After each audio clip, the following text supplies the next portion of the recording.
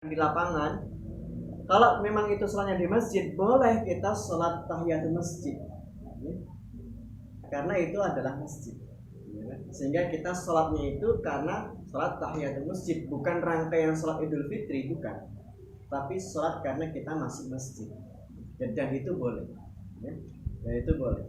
Meskipun sholat itu sendiri sebenarnya tidak ada aturan syariat sholat sebelumnya, karena kita di masjid, sholat di masjid. Dan juga di waktu yang terlarang, entah itu setelah sholat subuh atau setelah sholat asar, waktu-waktu yang terlarang, kalaupun itu kita masuk masjid kapanpun, karena ada alasannya, yaitu masuk masjid. Sehingga di waktu terlarang sekalipun itu boleh untuk masuk masjid dengan sholat tahiyatul masjid. Nah, kalau Masjidil Haram tentu berbeda tahiyatul masjidnya dengan melaksanakan tawaf, kan? Nah, ini yang menjadikan pelajaran bagi kita semuanya, bagaimana kita umat Islam ini mempunyai adab dalam kita memasuki rumah orang lain atau bahkan rumah Allah sendiri. Jadi jangan sampai kita tidak mempunyai adab. Kalau tidak mempunyai adab itu namanya biadab. Biadab katanya dengan adab. Dengan adab ada. Biadab. Ya. Nah, jadi itu Ibu yang dirahmati Allah ya. Kemudian yang selanjutnya ayat yang kita baca berikutnya tadi adalah waqatilu fi sabilillah alladzina yuqatilunakum wa la ta'tadu. Dan perangilah orang-orang yang memerangi kalian di jalan Allah, wa la ta'tadu, dan jangan kalian melampaui batas. Berarti maksud dari orang-orang yang memerangi kalian di sini adalah orang-orang yang kafir harbi namanya. Orang kafir itu kan ada 4 ya, Bu. Apa saja? Kafir zimmi, kafir harbi, kemudian apa lagi? Kafir mu'ahad, mu'ahad. Dan yang keempat kafir mustakman. Jadi kafir zimmi itu orang yang berada dalam wilayah kaum muslimin dan mereka tunduk dalam aturan pemerintahan Islam, maka darah mereka, harta mereka, semua yang ada pada diri mereka, orang-orang kafir itu selama mereka tidak memerangi, wajib kita jaga. Tidak sembarangan kita mengambil darah mereka dan harta mereka, jiwa mereka. Kemudian yang juga ada kewajiban untuk melindungi itu adalah kafir mu'ahad dan kafir mustakman. Mu'ahad itu yang melakukan janji setia. Mustakman orang kafir yang mencari perlindungan, dari kata aman, mencari perlindungan. 3 macam orang kafir ini semuanya harus dilindungi, tidak boleh diperangi. Nah, baru yang keempat ini kafir harbi, orang kafir yang memerangi. Maka orang kafir yang memerangi di sini Allah memerintahkan waqatilu fi sabilillah, dan perangilah mereka kalau mereka lebih dulu memerangi kalian. Kalau mereka lebih dulu memerangi kalian, maka perangilah mereka. Tapi dengan syarat wala ta'tadu, janganlah kalian melampaui batas. Artinya tidak semua orang kafir kita perangi, hanya orang-orang yang mereka dalam kondisi memerangi saja. Makanya di dalam surah Al-Mumtahanah, Allah mengatakan, kita buka ayatnya. Innama yanhaakumullahu 'anil ladzina qataluukum fid din wa akhrajukum min diyarikum wa dhaharu 'ala ikhrajikum an tawallawhum. Sesungguhnya Allah melarang kalian untuk bermuamalah dengan baik dengan orang yang telah memerangi kalian. Ada larangan untuk kita berinteraksi, bermuamalah dengan orang-orang yang kafir harbi di situ. Tapi Allah tidak melarang untuk kita bermuamalah, saling melakukan transaksi jual beli, saling bertetangga dengan baik, orang-orang kafir yang tidak memerangi. Ya. Jadi itu batasan-batasan interaksi kita bersama orang-orang kafir, dan kita tahu terlebih dahulu macam orang kafir yang seperti apa yang ada di sekitar kita. Kalau mereka tidak memerangi, ya jangan diperangi, ya. Jangan diganggu, ya. Selama mereka tidak memerangi kita, ya. Makanya ini yang kemudian menjadi diantara batasan interaksi kita dengan kaum kafir atau orang-orang non-muslim, ya. Sehingga tidak berlebihan dalam kita memerangi. Maka di situ ayatnya wala ta'tadu, dan jangan kalian berlebihan. Ya, berlebihan banyak hal, ya, banyak bentuknya, ya. Entah itu membunuh yang anak-anaknya, yang juga kemudian perempuannya yang sudah tua-tua, ya. Itu kan juga satu hal yang dilarang untuk dalam sebuah peperangan, ya.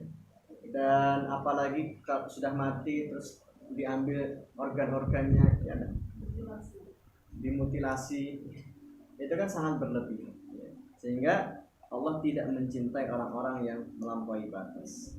Ibu-ibu yang dirahmati Allah, jadi ini diantara pelajaran yang bisa kita ambil pada surat Al-Baqarah ayat 188 sampai ayat 190. Pada intinya di situ kita diajarkan bagaimana kita bermuamalah, bagaimana kita bermuamalah dengan orang lain, baik dari sisi kepemilikan alat, harta maupun yang lainnya. Kalaupun kita ingin meminjam atau menggunakan sesuatu, ya izin dulu, ya. Meskipun kita saudara sendiri, tetangga sendiri, teman sendiri, itu juga harus ada izinnya, ya. Harus ada izinnya. Dan kalaupun kita juga ingin memasuki satu rumah, juga harus lewat dari arah pintu yang utama, bukan nyelonong dari pintu belakang, ya. Apalagi biasanya yang punya rumah yang modelnya bisa dilewati dari samping terus langsung ke belakang, ada juga yang begitu rumahnya. Rumah saya juga begitu. Jadi rumah saya dari samping bisa, terus ada beberapa orang tuh ya ngirim paket gitu kan, ngirim paket dari depan, salam nggak dijawab, terus muter dari samping, ya. Ada juga yang begitu. Maka ini tidak tepat, ya. Jadi Allah mengatakan waqtul buyuta min abwabiha, datangilah rumah itu dari pintunya, pintu yang utama dari arah ya. Rumah Allah itu yang satu, Ya. Itu yang depan mana, yang belakang mana, itu kita masuknya apa itu ada aturan juga. Kalau Masjidil Haram itu kan ada pintu-pintunya yang banyak itu, guys. Ada pintu sangat banyak gitu. Intinya kan kita masuk ke pintu-pintu manapun silakan, dan adabnya adalah ya tentu diantaranya dengan tahiyatul masjid setelah memasukinya, dan tahiyatul masjidnya berupa kita melaksanakan ibadah tawaf, ya. Dan artinya menjaga hal-hal yang tentu dilarang, entah itu teriak-teriak atau macam-macam ngobrol-ngobrol dan sebagainya. Tapi yang pasti pintu yang ada di sana itu kan sangat banyak dan semuanya bisa dimasuki.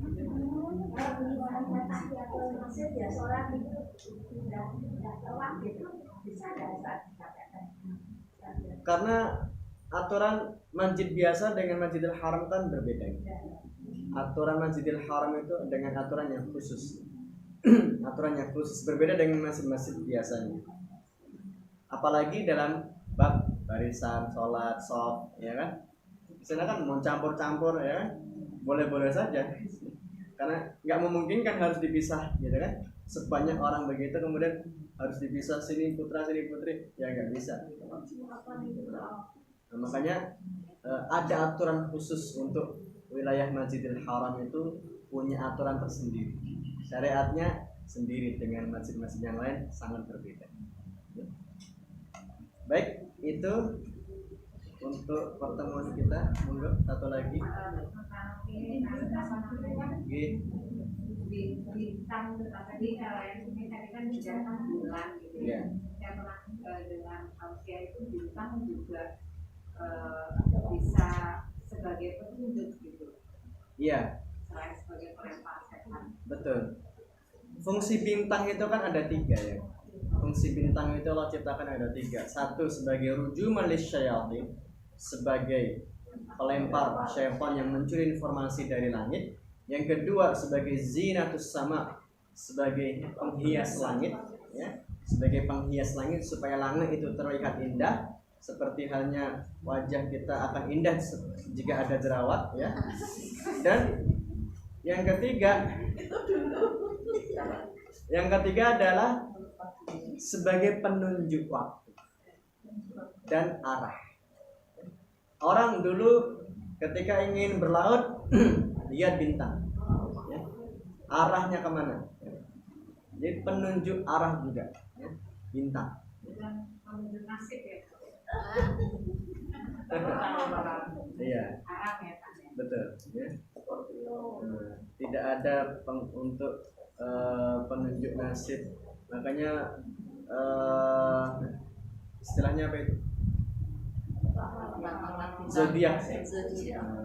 Zodiak yang seperti itu ya jangan pernah dipercaya ya.